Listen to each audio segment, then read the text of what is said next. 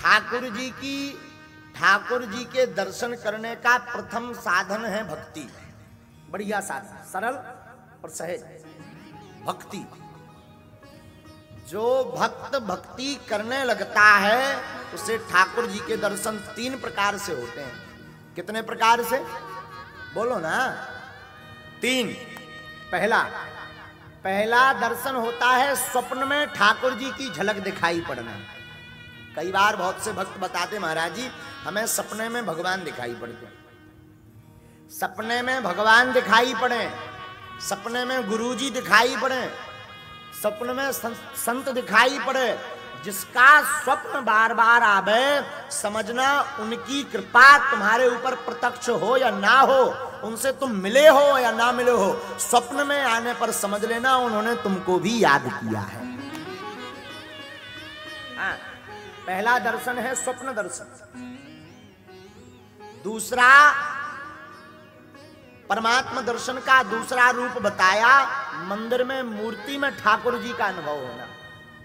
मंदिर में मूर्ति लगी हो, और कई बार हम ऐसी जगह जाते हैं जहां पर ऐसा लगने लगता साक्षात ठाकुर जी खड़े हैं। जैसे बागेश्वर धाम पर जाओ आप, तो ऐसा प्रतीत होता है कि साक्षात श्री हनुमान जी बैठ करके कुछ बात करने वाले। हाँ जी या ना जी बोलो। तो ये दूसरा दर्शन हुआ। तीसरा दर्शन, इसे उत्तम दर्शन कहते हैं, अप्रोक्ष दर्शन। इस दर्शन का मतलब है अहम ब्रह्मास्मि। आंख बंद करके अपने अंदर के ब्रह्म का दर्शन करने की दृढ़ता मन में लेना, और जैसे ही आंख बंद करो गोविंद के दर्शन प्रारंभ होने लगे तो समझना आपको तृतीय और उत्तम श्रेणी के दर्शन गोविंद के होने लगे हैं। इसलिए मेरे साधुओं, श्रीमद् भागवत महापुराण भगवत दर्शन का एक ग्रंथ है, ठाकुर जी की भक्ति का एक ग्रंथ है। एक बार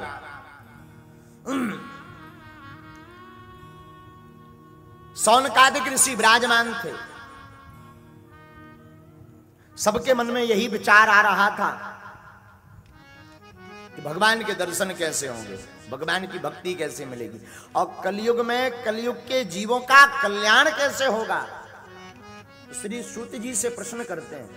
श्री सूत जी आयु में बहुत छोटे हैं, सौनिक जी आयु में बहुत बड़े हैं, लेकिन भैया आयु महत्वपूर्ण नहीं है, महत्वपूर्ण है भगवत कृपा। कई लोग तो 40 साल के हो जाते फिर भी भगवान के सपने में दर्शन नहीं कर पाऊ, और प्रहलाद जी को तो 5 वर्ष की अवस्था में ही ठाकुर जी के दर्शन हो गए।